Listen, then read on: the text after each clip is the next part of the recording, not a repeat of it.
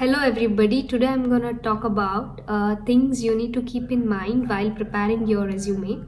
So the specific format of the resume which I'm going to talk about today is not particularly targeting to Germany. This resume format I used to apply for jobs which are located within India, also to apply for jobs which are located in countries like Japan, Thailand, Ireland and Germany. So I did get calls from these countries as well.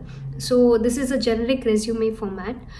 So let's discuss one by one. So the main thing which you need to keep in mind is your resume should not exceed more than 2 pages. Your resume should be simple, crisp and up to the point. Why I am telling that it has to be up to the point?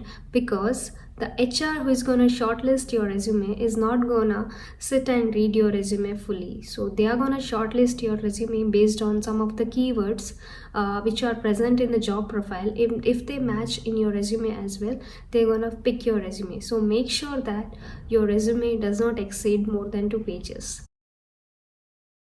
So let's discuss about the resume format which I use to apply for jobs which are located within India, also which are located outside India.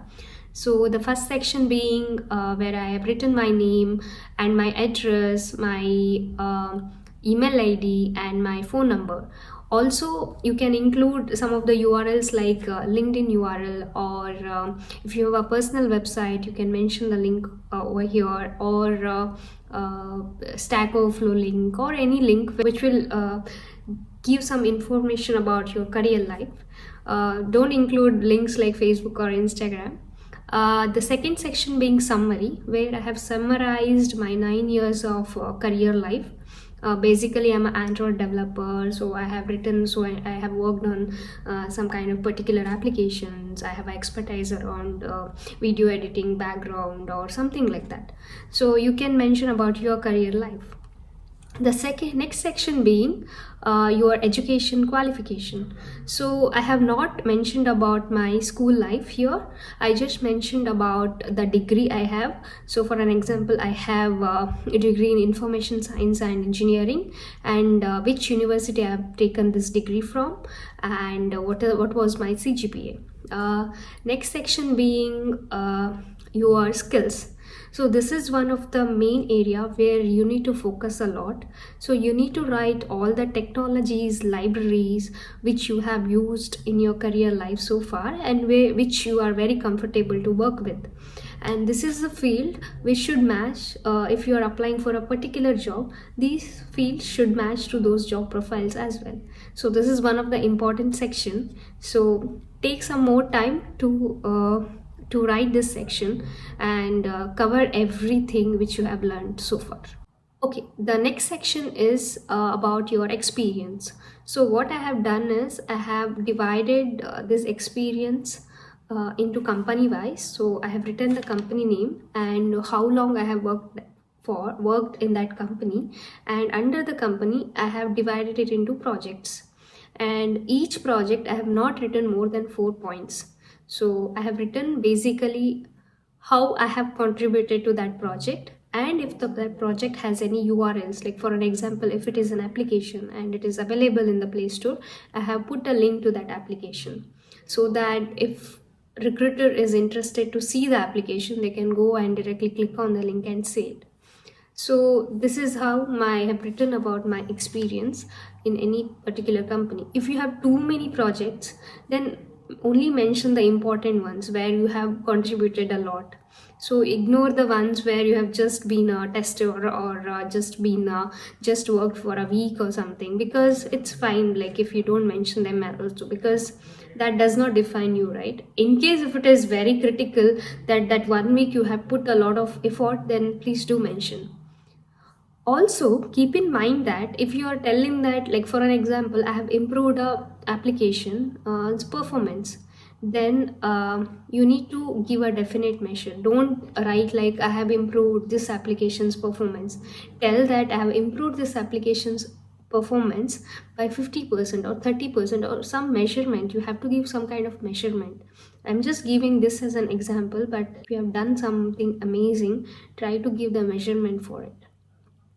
Okay, this is about it. The next section is which I have mentioned is personal projects or hobby projects or open source contributions. So I would like to say that this is one of the important section. Usually big companies will look for this section where they see how much contribution you have done apart from your company work. So it need not be open source project, it can be your personal work as well.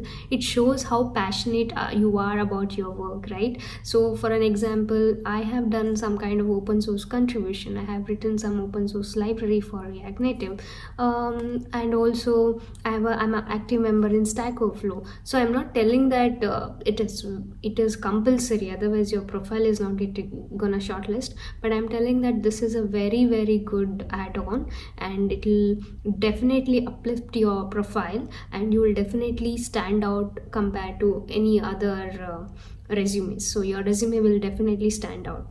So if you have not started, or if you don't have anything, don't worry.